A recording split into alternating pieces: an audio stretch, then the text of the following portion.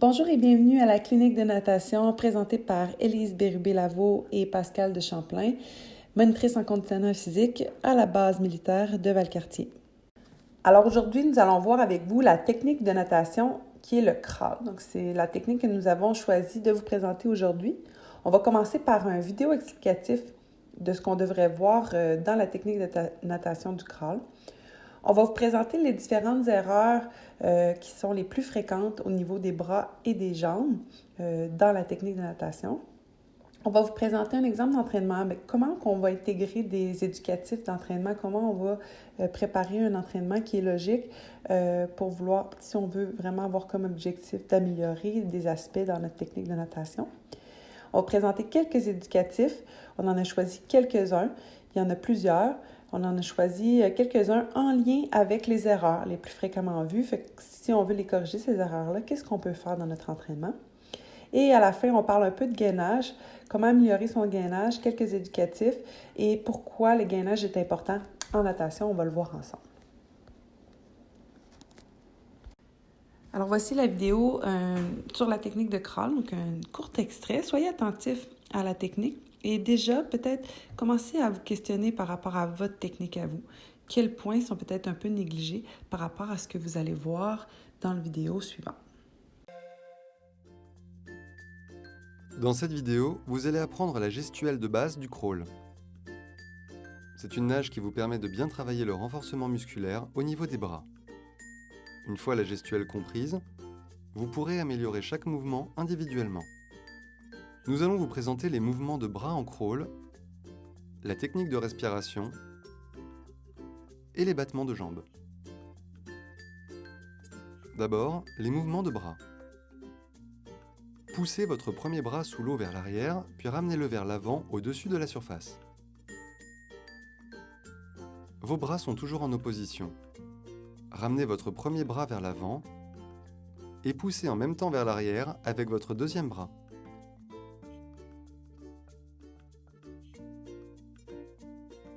Deuxièmement, la respiration. Pour respirer, tournez votre tête du côté du bras qui pousse sous l'eau. Remettez ensuite votre tête droite sous l'eau lorsque ce même bras se repositionne vers l'avant. Si vous êtes débutant, respirez tous les deux mouvements de bras, c'est-à-dire toujours du même côté. Troisièmement, les battements de jambes. Durant toute la nage, faites des battements avec les jambes afin de garder le corps à la surface de l'eau et le plus horizontal possible. Les battements consistent à frapper régulièrement l'eau vers le bas, une jambe après l'autre. Vous connaissez désormais les mouvements de base du crawl. Pour bien les travailler, vous pouvez visionner nos vidéos pour améliorer la poussée des bras, la respiration, les battements de jambes, et apprendre à faire un virage en crawl.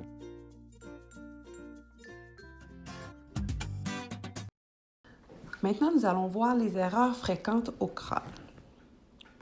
Une mauvaise respiration quand on va en natation, qu'on essaie de nager au crawl, va vraiment créer des problèmes dans le fond, dans vos déplacements. Ça va jouer, ça va avoir un impact sur tout le corps. Fait que c'est sûr que si la respiration au crawl n'est pas bien maîtrisée, c'est la première chose qu'on va essayer de corriger avant les bras ou avant les jambes. Parce que le simple fait de penser à votre respiration va occuper une grande partie de votre esprit, puis après, vous ne serez pas capable de vous concentrer sur les autres points techniques. Quand on a de la difficulté à respirer dans la natation au niveau du crawl, on a une mauvaise oxygénation, c'est certain, parce qu'on n'est pas coordonné, on ne sait pas quand expirer, on ne sait pas quand inspirer. On a une moins bonne position du corps dans l'eau, ça crée un déséquilibre.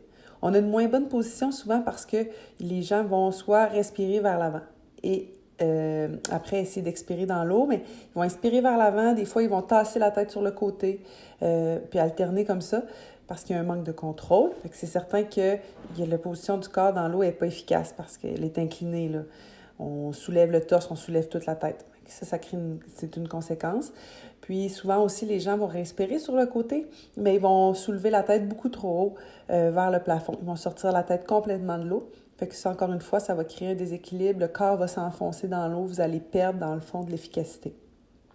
Fait qu'on va vouloir corriger rapidement la respiration en début de séance, faire quelques technique, OK, pour bien contrôler l'expiration sous l'eau puis l'inspiration sur le côté.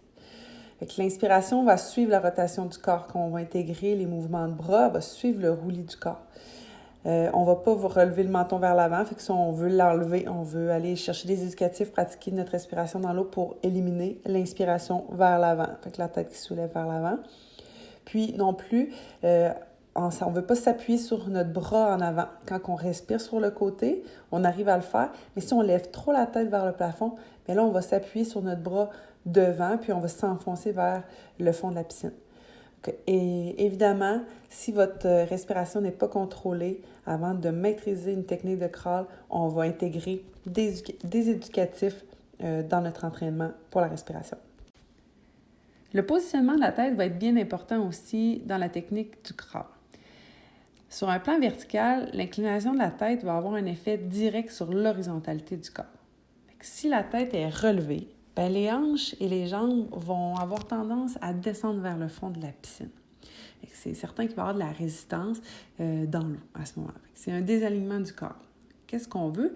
C'est avoir une tête qui est neutre, qui ne bouge pratiquement pas, de gauche à droite. En dehors des respirations, la tête elle est neutre et elle regarde le fond de la piscine. Comme ça, on va avoir un corps qui est bien aligné, puis on va limiter la résistance dans l'eau. Maintenant, on va voir les erreurs au niveau des jambes. La première erreur qu'on voit fréquemment, c'est les fesses et les jambes qui vont s'enfoncer vers le fond de la piscine. C'est certain que ça va créer une plus grande résistance, donc ça va vous demander plus d'énergie si les jambes vont dans le fond de la piscine. Pour comprendre pourquoi nos jambes vont au fond de la piscine, il faut tout d'abord analyser si c'est un problème de respiration. Donc, comme je viens de vous parler, est-ce que votre tête va vers l'avant?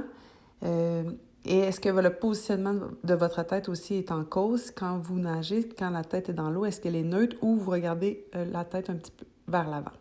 Fait qu'analysez votre respiration et la position de votre tête. Est-ce que c'est ça qui fait que vos jambes vont vers le fond? Ça peut être aussi un manque de gainage ou que votre kick n'est pas assez fort. Fait que dans le but d'améliorer les jambes et de les amener à la surface de l'eau, on va chercher à relâcher au maximum le corps. Les jambes doivent rester souples et les bras doivent être détendus lorsqu'ils n'exercent pas une action de propulsion dans l'eau. Fait que quand le retour du bras, quand le bras est en appui, on est relax quand même quand on nage. On ne devrait pas être crispé. Fait que nager avec un tuba frontal peut vous aider parce que vous allez concentrer vraiment sur vos jambes. Ça peut aider. Vous ne mettrez pas le focus sur la respiration. Placer des palmes aux pieds aussi peut vous aider parce que vous allez rapprocher automatiquement les jambes l'une de l'autre. Ça va vous aider à les ramener à la surface aussi, puis de sentir le mouvement.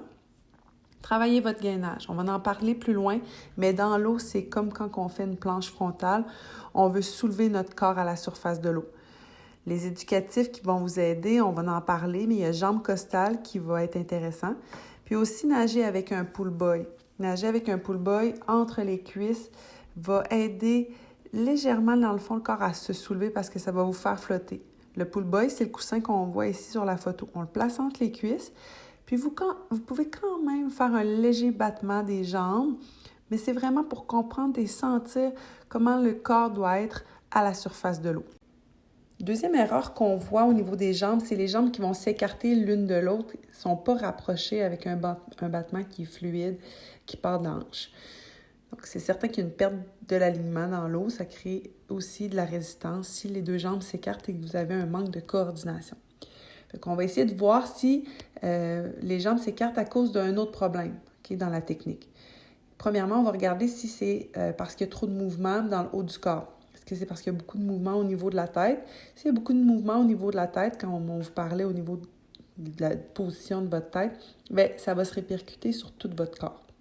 Fait que ça serait à faire attention. Fait qu'il faut voir si aussi c'est un mouvement au niveau des bras.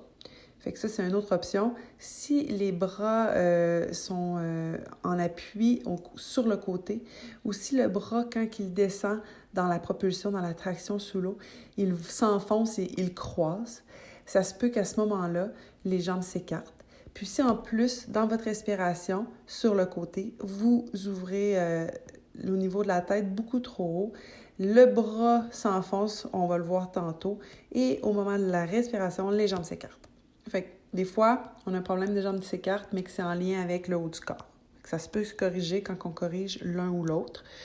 Les jambes, si on les veut les rapprocher, bien, on va faire de la technique au niveau des jambes. On va faire du kick. Juste avec, encore une fois, un du bas frontal peut vraiment vous aider pour vous focaliser et concentrer sur votre battement. On peut nager avec des palmes, même chose. Et il y a des éducatifs comme le crawl avec une planche entre les genoux qui va vous forcer à gainer puis à serrer les cuisses l'une de l'autre, rapprocher les jambes. Et aussi un pull boy, comme on a vu dans l'erreur précédente. Le pull boy, par contre, on va venir le placer entre les chevilles. Parce que là, c'est les chevilles qu'on veut rapprocher l'une de l'autre. Fait que ça va vous permettre de bien sentir, de flotter, de sentir, OK, à quelle distance mes deux pieds devraient être l'un de l'autre. La troisième erreur la plus fréquemment vue, c'est vraiment des jambes là, qui font du vélo ou qui font de la course ou de la marche là, vraiment dans le fond de la piscine. Fait que souvent, on a les jambes tombantes et on a une grosse flexion au niveau des genoux, comme si on était à vélo, par exemple. Fait qu'on veut corriger ça rapidement pour ramener les jambes à la surface de l'eau, évidemment, parce que oui, ça crée de la résistance et de cette façon-là, si vous prenez votre planche pour faire de la technique de kick, vous partez avec une planche entre les mains et vous faites votre kick et vous n'avancez pas dans l'eau, c'est certainement parce que vous faites des jambes un peu comme si vous faisiez du vélo ou de la course à pied, mais dans l'eau. Fait qu'on veut ramener les jambes à la surface de l'eau, tendre les jambes avec des légers mouvements au niveau des genoux. On veut avoir, dans le fond, un battement qui part de la hanche, on va le voir un peu plus loin, et à des pieds pointés. Fait qu'on n'a pas des pieds en dorsiflexion comme on voit sur la photo. Les pieds sont pointés avec des chevilles qui sont souples, qui sont relaxes. Maintenant, les erreurs au niveau des bras. Le bras qui va plonger là, au moment de la respiration, qui va s'enfoncer vers le fond de la piscine, c'est souvent une question de respiration. C'est vraiment en lien l'un de l'autre. Donc, on va le voir, c'est certain que la respiration, là, en grande partie, si elle n'est pas maîtrisée, bien, c'est sûr qu'il y a un impact dans tout le corps, un peu partout. Là. Comme on en parle, ça revient souvent, fait qu'il faut bien le comprendre. Si ça, c'est un de vos problèmes, que le bras s'enfonce parce que la respiration sur le côté n'est pas efficace, bien, c'est sûr qu'il n'y a pas de propulsion. La force est dirigée vers le fond de la piscine parce que vous sortez la tête trop haut, au lieu de pousser vers l'arrière puis d'être linéaire, ce qui vous permettrait d'avancer. Fait un coup qu'on a maîtrisé la respiration, qu'on sort la tête un peu moins haute, que c'est seulement 50% dans l'eau, 50% qui vient inspirer, bien, c'est certain que ça va aller souvent corriger l'erreur du bras qui s'enfonce. On va pouvoir glisser puis là, mettre de l'emphase sur la technique des bras dans l'appui. Fait que, évidemment, respirer adéquatement, expirer dans l'eau, inspirer sur le côté. On a plusieurs éducatifs. Fait que là, on mettrait des éducatifs de respiration, évidemment, pour bien comprendre cette technique-là. Après ça, fait que jambes costales, c'en est un. Oui, ça travaille un peu le roulis, ça travaille un peu tout. On va le voir plus loin. La respiration, le battement des jambes qui pourrait nous aider là, à limiter le mouvement du haut du corps qui ferait qu'on s'enfonce vers le fond de la piscine. Deuxième erreur au niveau des bras, c'est le coude qui va pointer vers l'arrière dans la phase de propulsion, dans le retour du bras sous l'eau. C'est certain qu'on a un appui non efficace à ce moment-là pour la propulsion. La phase de propulsion est importante pour vous faire avancer. Donc, on va vouloir corriger rapidement le coude qui pointe vers l'arrière, de limiter ce mouvement-là. On veut plutôt avoir l'avant-bras et la main le plus possible qui veut s'en aller vers les pieds avant de commencer la partie propulsive du mouvement de bras. Donc, on veut l'envoyer vers les pieds, c'est ce qu'on peut penser. Puis les personnes qui commencent vont souvent garder la main près de la surface. C'est ça qui fait que le coude est fléchi, le coude pointe vers l'arrière. On veut garder comme la main à la surface, mais non. On veut pousser la main, la faire descendre vers le fond de la piscine, puis ensuite la diriger vers les pieds.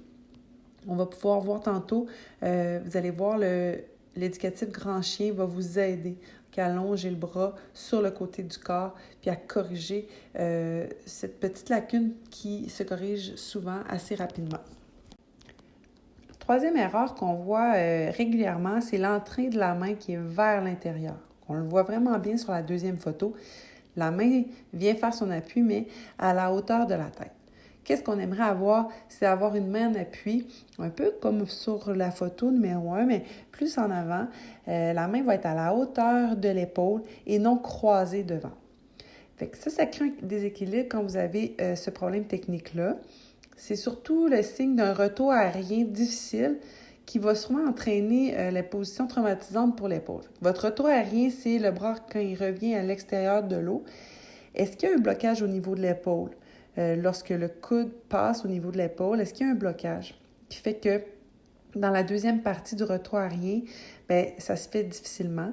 Puis c'est là que le coude va descendre vers l'extérieur, qui va descendre peut-être dans l'eau avant la main, ou tout l'avant-bras va descendre en même temps dans l'eau, comme c'est illustré sur la photo. Ça, c'est un manque de roulis, un manque d'amplitude, un manque de technique, en fait, pour bien comprendre l'appui de la main devant à la hauteur de l'épaule, comme on aimerait l'avoir. Donc, on va vouloir allonger le retour du bras pour que la main entre avant le coude, évidemment, puis la déposer au bon endroit. Ça se pratique comme avec doigt à la surface, éducatif touche-épaule, qu'on va voir plus loin. On va vouloir forcer le coude à aller chercher une hauteur dans le retour aérien, puis on va vouloir venir forcer la main à se déposer avant le coude à la bonne hauteur. Donc, la quatrième erreur, croiser les bras sous l'eau, c'est la dernière erreur qu'on va vous présenter pour les bras. Si vous regardez comme il faut la photo en haut, la personne croise, elle vient croiser l'axe, elle passe sous son corps. Comme on peut voir, ça va vraiment créer un déséquilibre, la personne va nager croche et il va y avoir une perte d'efficacité. Quand le bras croise, souvent, il y a d'autres points techniques qui sont négligés. Encore une fois, si on regarde la photo, on voit les jambes qui s'écartent. Fait que les deux pieds encerclés, on voit vraiment que les jambes s'écartent. Le bras croise, souvent aussi, ça vient avec l'épaule qui s'affaisse, comme on a vu tantôt. Et la respiration, on voit que la tête va vraiment vouloir aller chercher trop haut. Il y a plusieurs points techniques. Fait qu'il faut les décortiquer puis aller en travailler un à la fois. La première chose qu'on va regarder, c'est la respiration, comme je vous disais. On va essayer de limiter le mouvement de la tête qui veut aller trop haut. Par la suite, on va regarder, dans le fond, l'appui de la main. Donc là, on va s'attarder, puis on va aller faire des éducatifs pour apporter, dans le fond, la main à aller vers l'arrière et le long du corps. On veut que la main passe près des hanches. On ne veut pas que l'épaule s'affaisse. On va travailler l'appui devant. On va travailler la traction, la propulsion dans l'eau à obliger le bras à aller le long du corps.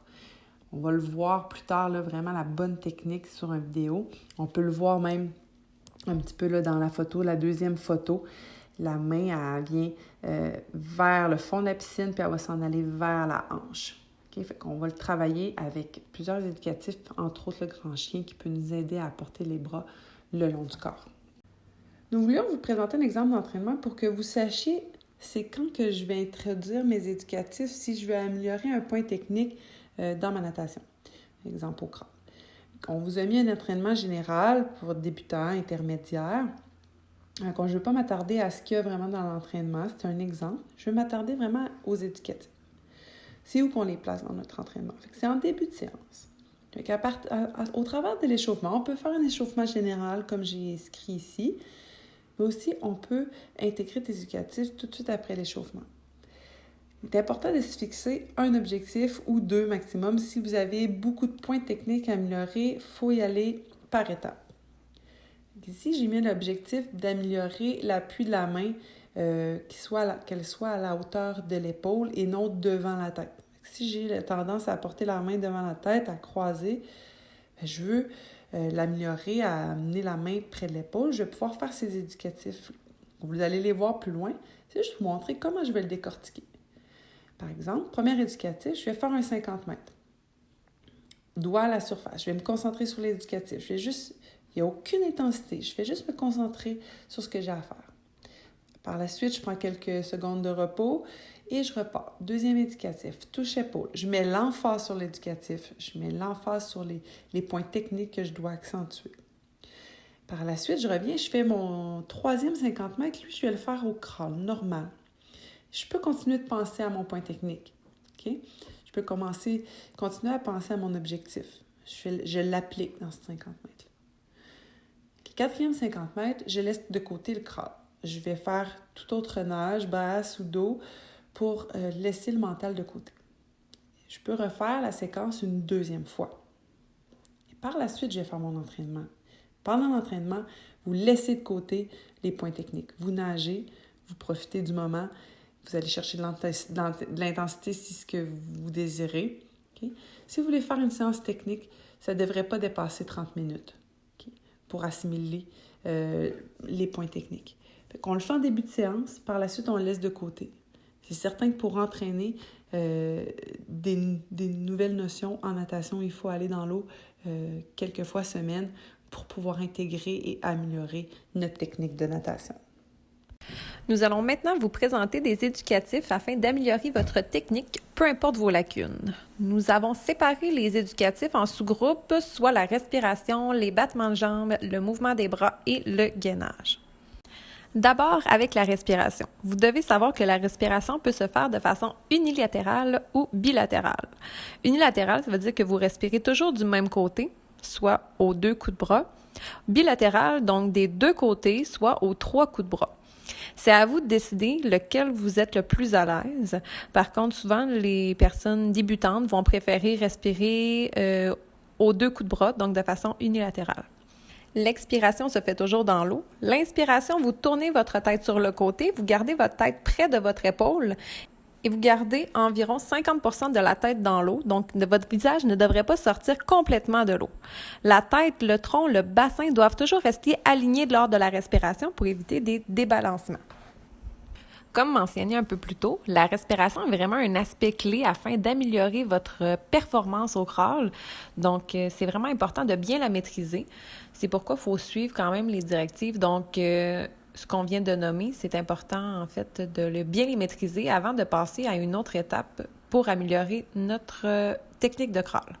Voici une méthode pour pratiquer la respiration dans l'eau. Pour commencer, pour les débutants, vous pouvez tout simplement vous pratiquer à respirer sur place, la tête dans l'eau. Donc, on expire en faisant des ballons avec la bouche, le nez. Puis, on tourne notre tête sur le côté. On essaie de dégager seulement la moitié du visage. Donc, on dégage aux 3/4 environ notre bouche. Si vous êtes plus ou moins à l'aise, vous pouvez la dégager au complet. Mais le plus possible, essayez de garder au moins 50% du visage dans l'eau. Donc, pour faire notre respiration. Puis ensuite, on retourne faire notre expiration dans l'eau. Quand on est à l'aise sur place, on peut introduire donc des mouvements. On amène la planche pour nous soutenir au niveau des bras. On garde la tête dans l'eau. Puis on fait notre inspiration sur le côté et l'expiration dans l'eau. Puis si on est bien à l'aise aussi avec cette méthode, on peut commencer à introduire le mouvement d'un seul bras, toujours en gardant la planche et en pratiquant notre respiration. Je voudrais aussi préciser que l'expiration doit vraiment se faire complètement sous l'eau, donc la tête dans l'eau. Donc, quand on dégage vraiment notre visage, la moitié du visage pour faire notre expiration est complètement terminée. Donc, on prend vraiment le temps d'inspirer donc lors de notre sortie d'eau pour pas rester trop longtemps la tête sur le côté. Voici un autre éducatif pour la respiration. En fait, celui-ci va vous aider à associer la respiration au mouvement de vos bras lors du crawl. Donc, ça s'appelle le crawl rattrapé. En fait, c'est des mouvements de crawl. Cependant, on rattrape toujours le bras suivant. Donc, on fait le mouvement du crawl normal. Par contre, lorsqu'on est en la position en extension, la main dirigée vers l'avant, elle va rester là pour attendre la seconde main. Et quand vos 2 mains sont dirigées vers l'avant, bien, c'est l'autre main qui part pour faire son mouvement de crawl. Vous avez donc une main en attente en haut, donc en haut de votre tête à l'extension, qui attend toujours la seconde main avant de faire son propre mouvement. Battement bras opposés ou jambes costales est un éducatif en fait pour mobiliser l'épaule indépendamment de la tête afin de travailler la respiration et garder le bras bien à l'horizontale. Donc, comment bien exécuter cet éducatif? On se place sur le côté. Le corps est dans l'eau sauf une épaule. L'épaule qui est dirigée vers le haut est à l'extérieur de l'eau. Pendant que les jambes bas en continu, notre menton est appuyé contre l'épaule qui est dirigée dans l'eau. Donc, l'expiration se fait à ce moment-là. Lors de l'inspiration, notre tête se tourne pour se diriger vers le haut, donc vers l'autre épaule qui est sortie de l'eau. On effectue 2 respirations sur un côté, puis on se tourne de l'autre côté à l'aide d'un coup de bras, donc pour changer de côté et ainsi de suite. Donc, comme vous voyez sur la photo, les bras sont immobiles. Un est collé le long du corps et l'autre est en extension au-dessus de la tête. Donc, celui qui est dirigé vers la piscine est en extension au-dessus de la tête. Ils sont immobiles et on tient vraiment à ce que le bras qui est en extension au-dessus de la tête reste bien droit et le plus possible à l'horizontale. Nous allons maintenant parler de l'amélioration du battement de jambes. Donc, comme on l'a vu un petit peu plus tôt avec les erreurs fréquentes, c'est important de partir le battement au crawl au niveau vraiment de la hanche et de laisser les articulations du genou et de la cheville souples afin qu'ils poursuivent le mouvement qui a été créé par la hanche. Afin aussi d'être efficace dans notre battement de jambes, c'est important en fait de garder les pieds le plus possible à l'intérieur du bassin, donc dans l'eau. Notre talon peut sortir quand même de l'eau sans problème, mais afin d'être vraiment efficace et de pousser le plus possible de l'eau avec nos jambes, il faut garder les pieds dans l'eau sans trop les faire sortir. Les battements de jambes sur le dos avec la planche, c'est un éducatif qui est souvent proposé aux débutants afin de bien comprendre comment exercer la mécanique, le mouvement des jambes lors du battement au crawl. Donc, la position, c'est d'être couché sur le dos. On place la planche sur nos cuisses, donc par-dessus nos genoux, qu'on tient avec nos mains. On est couché sur le dos, donc le regard vers le haut afin de rester le plus possible à l'horizontale. Et on effectue nos battements de jambes en partant le mouvement, évidemment, de la hanche. Et on essaie de ne pas cogner les genoux sur la planche le plus possible. Et on garde toujours nos pieds pointés afin d'être efficace dans nos battements. Donc, si les genoux cognent fréquemment sur la planche, ce que ça veut dire, en fait, c'est que le mouvement n'est pas bien exécuté. Donc, il y a beaucoup trop de flexion et extension au niveau du genou. Il faut donc essayer d'assouplir les articulations du genou et de la cheville. Si le battement de jambes sur le dos avec planche se déroule bien, on peut passer à un second éducatif, donc par les battements sur le ventre, toujours avec la planche, ou on peut aussi essayer de faire nos battements sur le dos avec planche au-dessus de la tête ou sans planche. Donc, encore une fois, le principe reste le même, de garder notre position à l'horizontale au maximum. On a notre regard porté soit vers le haut si on est couché sur le dos ou vers le fond de la piscine, vers le bas si on est sur le ventre. On garde toujours nos pieds pointés pour essayer de pousser le maximum d'eau avec le pied en fin de mouvement de jambes. Et on garde le plus possible les genoux, les chevilles souples afin de poursuivre le mouvement de la hanche. Un autre éducatif pour pouvoir améliorer son battement de jambes est le battement stationnaire. Donc, comment ça fonctionne? On se place sur le bord de la piscine. On a une main appuyée sur le bord afin de nous retenir. Et l'autre main peut être placée le long du corps. On se concentre vraiment sur les battements de jambes. Donc, on essaye le plus possible de partir, comme on a dit tout à l'heure, donc de focusser sur comment faire une bonne exécution de battement de jambes. Et on fait tout simplement en continu, en bas des jambes, en restant de façon stationnaire sur le bord de la piscine. Pour ceux qui se fatiguent rapidement lors d'une longueur en faisant des battements de jambes, donc ça peut être une bonne alternative, en fait, de se placer le long de la piscine et faire des intervalles, donc des séquences de 10, 20, 30 secondes d'efforts de battements de jambes. Et on prend un repos par la suite pour récupérer. Et on peut faire ça quelques fois. Ça nous permet, en fait, d'améliorer notre endurance au niveau des jambes pour pouvoir bien performer par la suite. Voici un autre éducatif qui peut être intéressant, en fait, d'améliorer ces battements de jambes. Donc, c'est un battement de jambes qui s'effectue dans la partie profonde à la verticale. Donc, pour ceux qui sont encore plus ou moins à l'aise dans l'eau, ça peut être une façon d'améliorer son battement de jambes. Comme ça, vous avez la tête sortie de l'eau, vous pouvez vraiment focusser sur vos jambes. Pour commencer, afin de bien sentir le mouvement, vous pouvez utiliser des palmes qui vont vous aider, en fait, aussi à rester à la surface de l'eau. Vous pouvez aussi utiliser vos mains afin de vous stabiliser. Vous pouvez utiliser un objet flottant si vous êtes plus ou moins à l'aise. Et plus ça va bien, plus vous pouvez en fait enlever l'objet flottant, laisser vos mains le long du corps ou placer vos mains au-dessus de la tête et enlever au fur et à mesure les palmes. Comme je l'ai dit précédemment avec les battements stationnaires, vous pouvez aussi faire des intervalles, donc des 20-30 secondes d'effort que vous faites 5 à 6 fois afin vraiment de vous améliorer au niveau des battements. dans les prochaines diapositives, nous allons parler de l'amélioration du mouvement de bras au crawl. Pascal en a parlé un petit peu plus tôt dans la présentation, mais je vais vraiment décortiquer les aspects du mouvement de bras au crawl. Donc, d'abord, on a l'entrée de la main à l'eau. Donc, le bras est complètement en extension au-dessus de la tête. Les doigts sont fermés et notre main est appuyée contre l'eau. La propulsion, donc, la main se dirige de l'épaule vers la cuisse, donc en poussant le maximum d'eau vers l'arrière afin de nous faire avancer.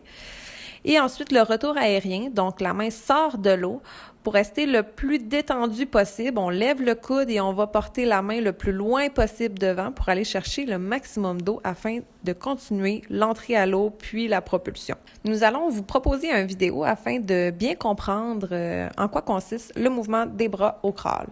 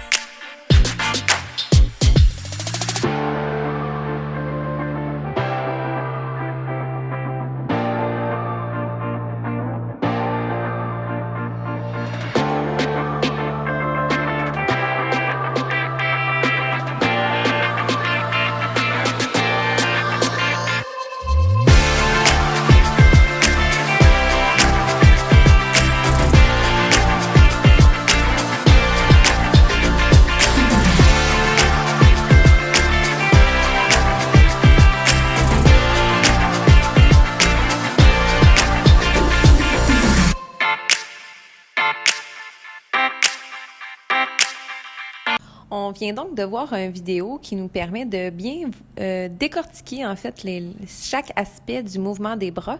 Donc on voit vraiment au niveau de la main, les doigts sont fermés. On fait comme une petite cuillère avec notre main afin que l'eau passe le moins possible entre nos doigts et qu'on puisse pousser l'eau au maximum avec la main. On utilise aussi l'avant-bras, le bras aussi pour pousser l'eau. Donc, le coude fléchit légèrement et n'est pas collé, le coude n'est pas pointé vers l'arrière, hein? Il est plutôt pointé vers l'extérieur.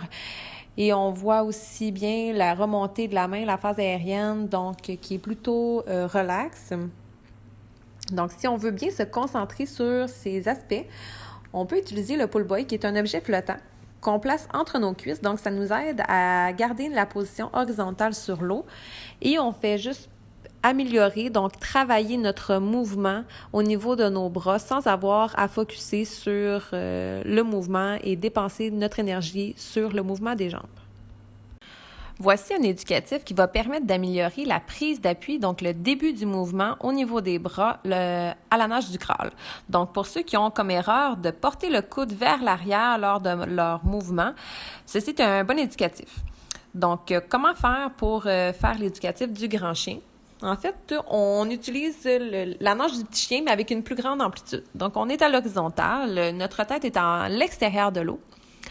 On va porter les bras le plus loin possible devant afin d'aller chercher l'eau au maximum et de tirer l'eau vers l'arrière avec la main et l'avant-bras. Et le coude est dirigé légèrement vers l'extérieur afin de pousser l'eau avec l'avant-bras. On va pousser l'eau le plus loin possible derrière pour avoir de grandes amplitudes de mouvement. Et le retour de la main se fait dans l'eau, donc on place la main le plus possible à l'horizontale pour éviter d'avoir trop de friction avec l'eau et de se ralentir. Et on va porter la main le plus loin possible devant. L'éducatif des doigts à la surface de l'eau permet d'améliorer la phase aérienne des mouvements de bras au crawl. Donc, ce qu'on veut réaliser, c'est lors de la nage au crawl, lors de la phase aérienne, donc lors de la sortie de la main de l'eau, on veut dessiner une ligne droite entre la sortie du bras et l'entrée de la main dans l'eau. Donc, on veut seulement frôler le bout des doigts dans l'eau et la main va aller se positionner comme à l'habitude vers l'avant pour exécuter le mouvement. Et la main va rentrer entre la tête et l'épaule lorsqu'elle est en pleine extension en haut. Cet éducatif nous permet donc de comprendre à quel point on doit sortir la main, le bras de l'eau afin qu'il ne touche presque pas l'eau lors du retour aérien pour éviter de se ralentir. Donc, le fait de juste frôler le bout des doigts dans l'eau nous permet de savoir à quelle hauteur on doit sortir le coude de l'eau de façon relâchée pour ensuite aller attaquer l'eau avec la main. Afin d'améliorer la phase d'entrée à l'eau, l'éducatif du touche-épaule permet de mieux comprendre à quel endroit notre main doit être située lorsqu'elle touche l'eau afin de commencer le mouvement de l'attraction. La façon donc d'exécuter cet éducatif est de tout simplement faire le crawl à la normale.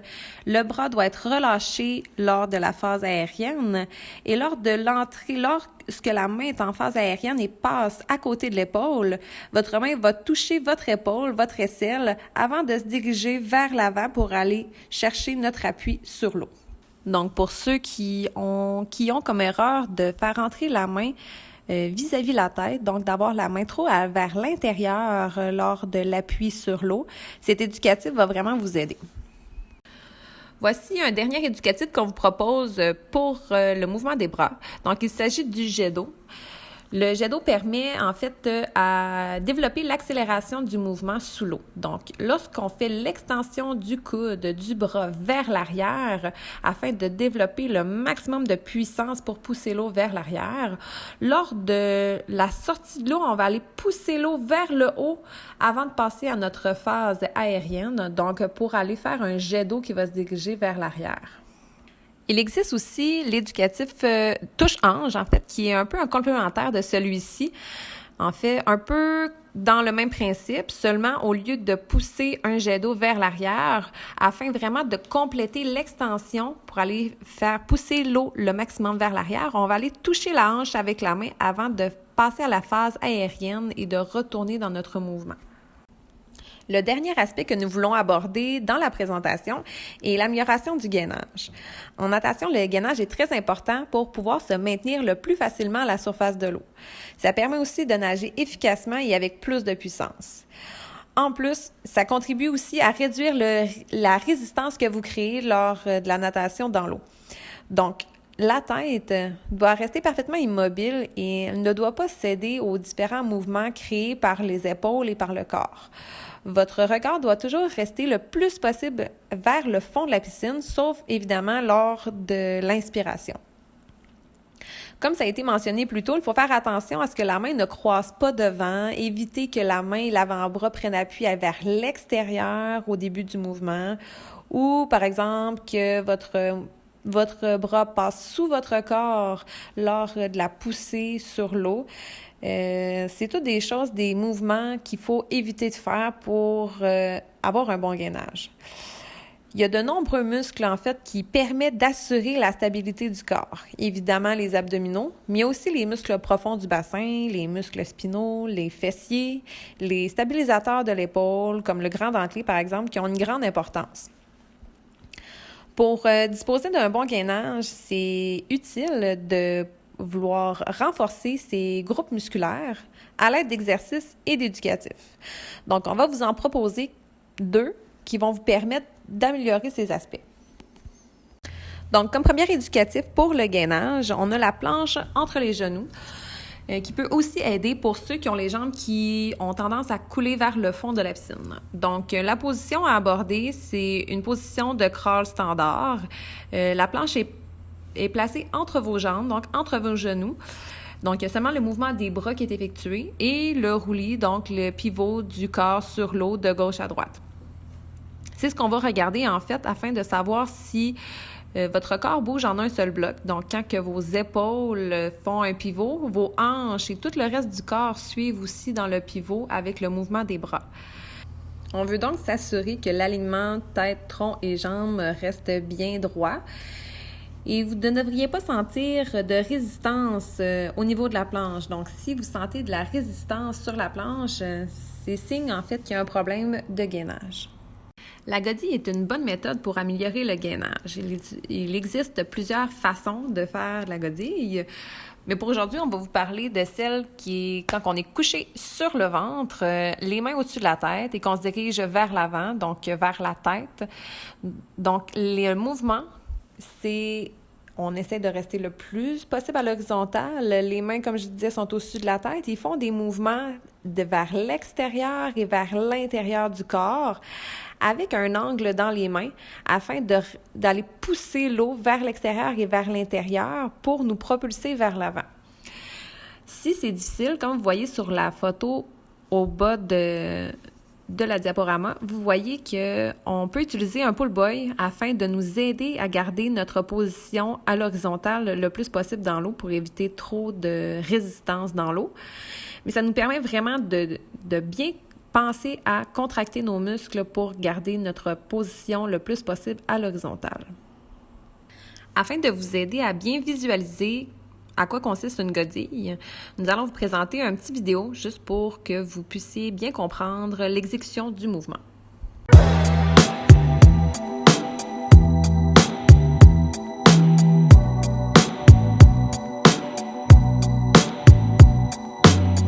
C'est ce qui conclut la présentation sur l'amélioration de la technique de nage au crawl. J'espère que vous avez apprécié toute l'information que nous vous avons présentée et qu'elle pourra vous être utile dans vos entraînements en nage. Prenez le temps de bien analyser votre technique et choisissez un aspect à la fois à travailler. Lorsqu'il sera bien acquis, vous pourrez ensuite passer au suivant. Donc, nous vous remercions de votre écoute et si vous avez des questions, des commentaires, n'hésitez pas à nous écrire.